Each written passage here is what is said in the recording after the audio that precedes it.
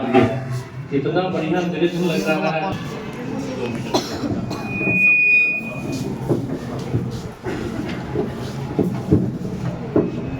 सम्मानित इस विद्यालय के प्रधान, हम लोगों के मार्गदर्शक, आदरणीय सांसद, आज के इस कार्यक्रम कि हम सब के मार्गदर्शक और हमारे प्रधान पीटीसी की प्राचार्य महोदया, अन्य प्राध्यापक एवं जिले के विभिन्न क्षेत्रों से आए हुए अध्यापक भाइयों बहनों, मैं संक्षेप में कुछ बात आपके सामने में रखना चाहूँगा। आप जो यहाँ आए हैं तो उसे हम दो भाग में चाहते हैं कि आप बातों को अपने मस्तिष्क में डालें। भाग एक है जहाँ आप आए हैं देखने के लिए इस विद्यालय को। 2003 में आप सब यहाँ आए, 2003-04 तक आप जहाँ बैठे हुए हैं यहीं नीचे खपदैल एक लंबा सा, बहुत लंबा नहीं लेकिन लंबा सा खपदैल एक विद्यालय था जो प्राइमरी था उस समय। 2004 तक यह विद्यालय खपरे के एक भवन में चल रहा था। सरकार की थोड़ी सी योजना बदली, शिक्षा को जब से प्राथमिकता दी जाने लगी, सोसाइटी को शिक्षा के माध्यम से आगे ले जाने का प्रयास किया जाने लगा, जब से हमारे राजनीतिज्ञों को ये समझ आई कि अगर समाज बदलना है तो समाज बदलने का रास्ता वर्ग कक्ष से होकर गुजरेगा, तो वर्ग कक्षों को फोकस किया जाने लगा और शिक्षा की नीतियां भी बदली। उसके बाद यह मध्य विद्यालय बना,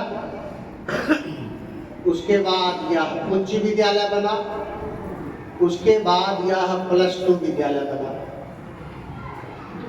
एक विद्यालय जो 2004 तक में 5 तक में प्राथमिक था, वो लगभग 20 वर्षों की यात्रा में ऐसा क्या सब करता है कि वह राष्ट्रीय स्तर का विद्यालय बन जाता है। उस विद्यालय के शिक्षक और उस विद्यालय के प्रधान ऐसा क्या सब करते हैं कि उन्हें राष्ट्रपति पुरस्कार से सम्मानित किया जाता है। आप जितने कम समय के लिए यहाँ आए हैं, उतने कम समय में उस सब की व्याख्या नहीं की जा सकती है, वो नहीं बताया जा सकता है। लेकिन मैं एक प्रश्न के रूप में आपके सामने रख रहा हूँ कि अगर आप पता करना चाहें तो पता करने का विषय है कि वह विद्यालय ऐसा क्या सब किया। ठीक उसी समय पड़ोस का कोई विद्यालय, दूसरे प्रखंड का विद्यालय, जिले के दूसरे विद्यालय, प्राथमिक के प्राथमिक ही रह गए। यह विद्यालय ऐसा क्या सब किया कि उतने ही लंबे समय में +2 तक की यात्रा कर दिया। और अब सवाल आता है कि यदि इस विद्यालय में कुछ किया है तो आप क्या कर सकते हैं। अब सवाल आता है आपके लिए कि आप क्या कर सकते हैं। आप चूंकि एक प्रशिक्षण में भाग लेते हुए यहाँ आए हैं, इसीलिए मैं इस बात का जिक्र करता हूँ या उस पर जोर डालता हूँ कि आप उनमें से किन किन बातों को अपने भविष्य के लिए नियोजित कर रहे हैं। क्या आप भी अपने आप को भविष्य में कहीं उस स्थान पर रख रहे हैं कि आपको भी कोई राष्ट्रीय अवार्ड मिले। क्या आपकी भी कोई बड़ी पहचान बने? अगर आप इस विद्यालय में आकर प्रभावित हुए होंगे, इंस्पायर हुए होंगे, तो मैं समझता हूँ कि प्रशिक्षण में जो ये कार्यक्रम डाला गया उसकी भी ये सफलता है, और आदरणीय संत बाबू ने जो इतने दिनों तक काम किया उसकी भी यह एक सफलता है। मैं कहने के लिए तो बहुत कुछ कह सकता हूँ, लेकिन उतना लंबा समय नहीं है। मैं बातों को समेटता हूँ कि हमें इस विद्यालय और इस तरह के विद्यालय से, इस तरह के व्यक्तित्व से अपने आप को जोड़ना चाहिए और अपने लिए कोई एक योजना बनानी चाहिए। जिन शिक्षक मित्रों ने अपना हाथ उठाया प्रधानाध्यापक के लिए, आपके लिए एक सुनहरा अवसर आ रहा है जब आपके हाथ में एक पूरे संस्थान की बागडोर आपके हाथ में होगी। आप चाहें तो उस संस्थान का कायाकल्प कर दे सकते हैं। मैं बात ये कहते हुए समाप्त करना चाहूँगा कि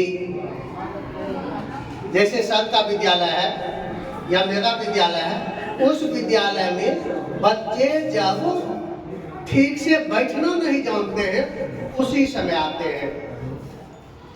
पहला क्लास में जब हम नामांकन लेते हैं तो बच्चों को उतनी समझ नहीं होती, और जब हम अपने यहाँ से बच्चे को विदा करते हैं तो वो बहुत कुछ समझ बूझ वाला +2 का विद्यार्थी अब एक राष्ट्र का जिम्मेवार नागरिक बनकर जा रहा है।